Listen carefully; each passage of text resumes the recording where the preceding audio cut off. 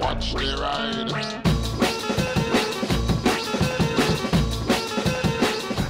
What a lovely day, but it's freezing. But what a day to get the derrick out. I'm going to disappear for a couple of days because I've got a couple of days work to do. As in the other work that I'm doing, the subcontracted stuff. Oh, hello. Today I've been in the garage working on clocks. And I needed to go to the shops and stuff, and then I realised I hadn't taken Darren for a ride in a while, and I went to start him and he was a little sluggish. And I was like, right, the battery needs a top up. That is a perfect excuse to not do any work. I need to get some sandpaper and stuff as well, so it's all good. And it's never a bad time to get the beef out. Oh, actually, I do have two things I need to ask your opinion on. Number one, so our washing machine has died. Basically, the main bearings have gone, and it's old, and I looked at the parts cost, and it was just like, it ain't worth it. So we've had to get a new washing machine, which means I have an old washing machine, which has got to go somewhere. And the thing still spins up to 1400 RPM. And, well, I'm just starting to think, I'm a YouTuber, I've got an old washing machine, I've got a camera, what the hell should I put in this washing machine and turn it on? Spinning probably is going to be more interesting. I can connect it to water, but I'd ideally not like to. I just want to spin the hell out of it. Yes, of course, end goal is brick. If you don't know what we're talking about, and don't look into it, I want you to see it first time from me, because it was amazing. But before it gets destroyed, I'm just wondering, is there anything else you'd like to see put inside a washing machine? If I can get a few videos out of it before it gets to brick, that'd be good. So yeah, let me know what I should do. The second one is, I've had quite a few requests in the past to do posters, and I can do this, and there'll be high quality ones so you can frame them. I'll be sending them in tubes, which means the postage is a little bit expensive, but blame Royal Mail. But yeah, the idea is there will be posters which you can either stick up on your wall using blue tack or whatever, or best case is to frame them, because they will be, as I said, good quality prints. But to bring the price down, I need to order them in bulk. So I think what I'm going to do is say, can you go to my photography Instagram, link in the description, and just sort of comment on there, say, yeah, I'd like to see this one as a print. And then I can know if there's that many people that are interested, and equally I can know which ones people would want me to do if I did. I'm pretty sure the majority of you will be more interested in like the welding type pictures, because they just look cool. I don't think anyone's going to go for any of the wildlife ones. The landscape ones maybe, but landscapes tend to be something that you know, an area near you that you like the most. So I don't know how that's going to go. I could also do one on my bike, but I don't know if you'd really want a picture of a, well, the DRZ ones are from before he got de-stickered, and the DIVI ones, I'm not sure if you want an XJ6 on your wall, let's just say that. Oh, let's go off-road. Hello, Crows!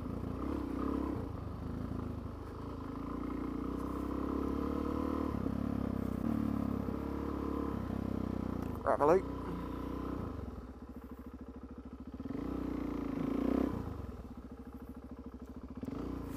Shortcut.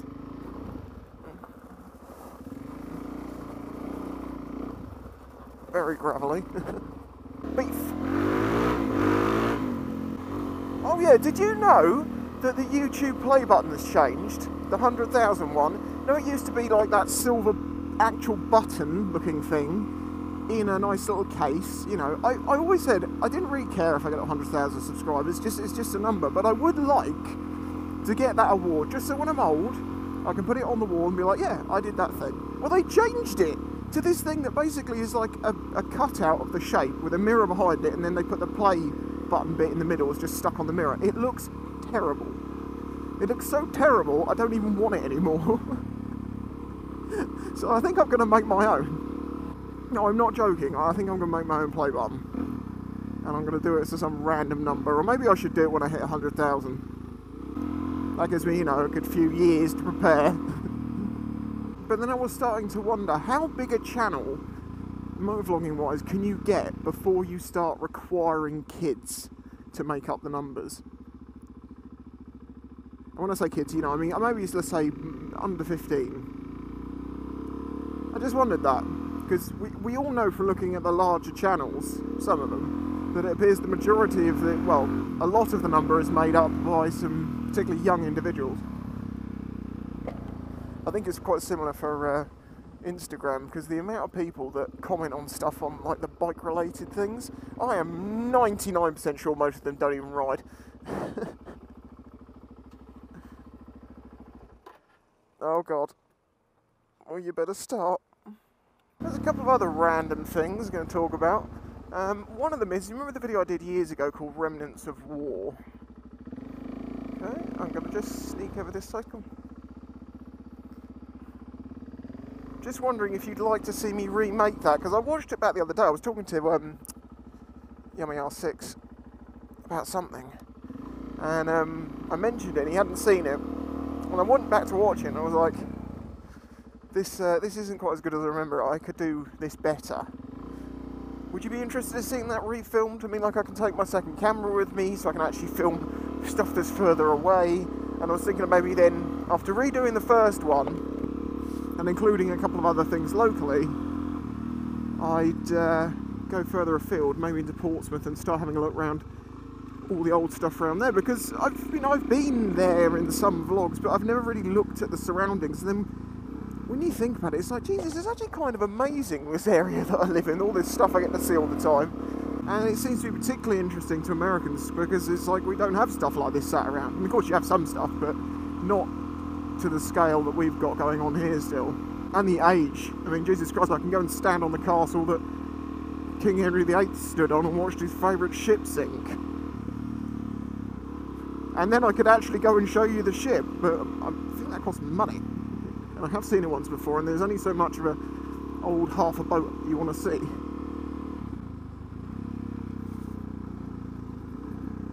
Blimey.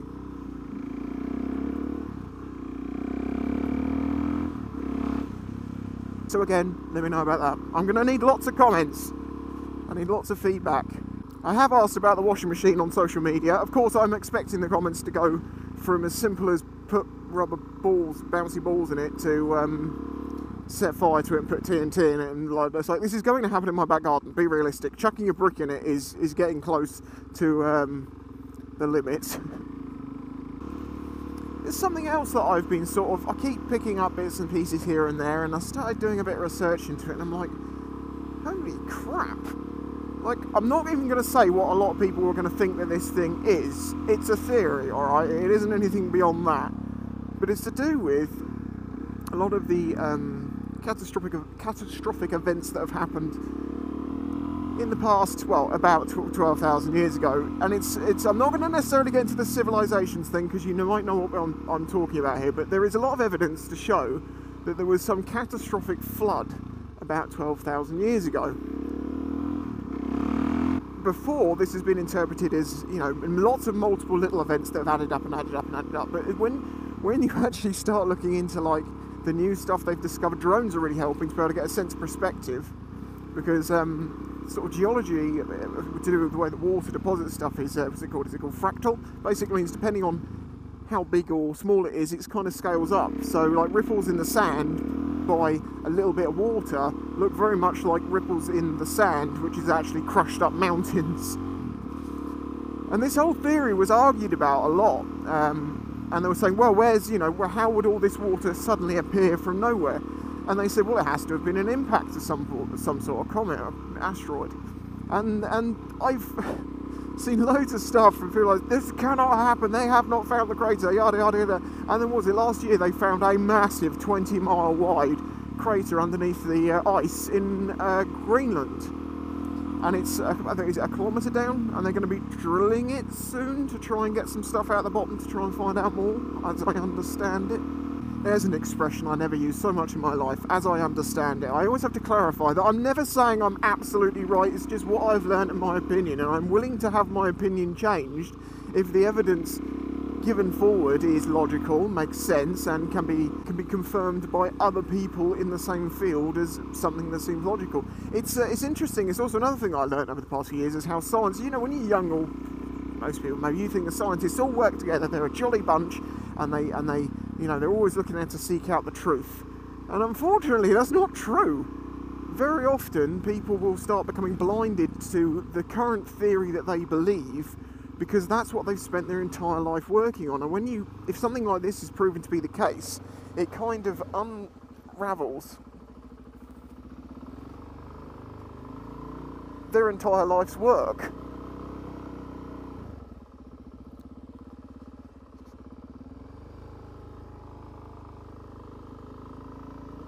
And yes, before you say Joe Rogan, Graham, what's his name, Hancock, all this, like, yes, I have listened to them, and they do seem to make a lot of sense, but I like to cross-reference this stuff. So I'm not saying I believe in this thing yet, but all the evidence that I've seen so far is good, and I've tried to find counter-evidence, and whenever there's counter-evidence, it doesn't make any sense.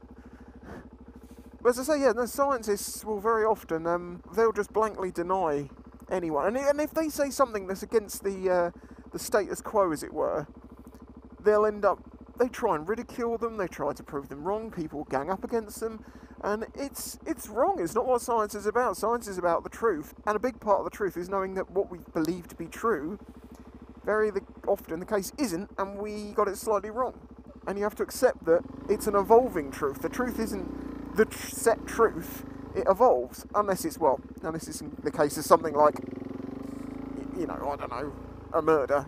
There's on video, you see what happened, it doesn't change.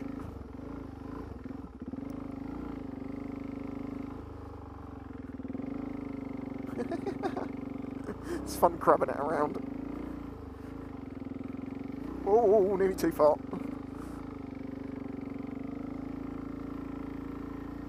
Look, it's just nothing.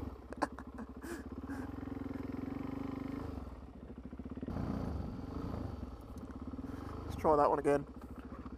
That was funny.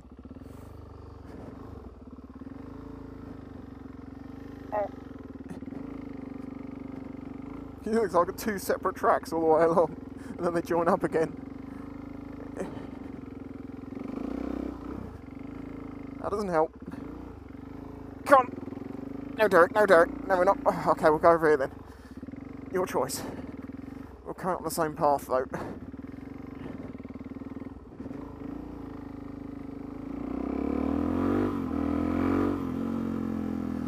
God, that feels weird now, when the throttle actually has a relation to the speed you're going forwards. So as I say, I'm not standing here saying, it's true! It's definitely true. I don't bloody know. But from what I've seen so far, it seems to be true. And if that is true, then it's amazing. But going with that is this other sort of theory about ancient civilizations on Earth. About basically, you know, the progression of our technology. We think it was just... And it seems likely that it sort of went a little bit. There are a few things to do with dates of stuff that don't add up. There's some interesting stuff to do with Egypt, the Sphinx. Like something I did not know, I absolutely did not know this, that no mummy has been found inside a pyramid. And there are in fact very few hieroglyphics inside the pyramids themselves, the actual pyramids. The surrounding parts, yeah, there's loads of it. But it seems quite different to what's going on with the pyramids. The problem in this day and age though is the internet. It just confuses everything. If you try to get a decision made on the internet by the internetians, the everyones, you wouldn't get a very good answer.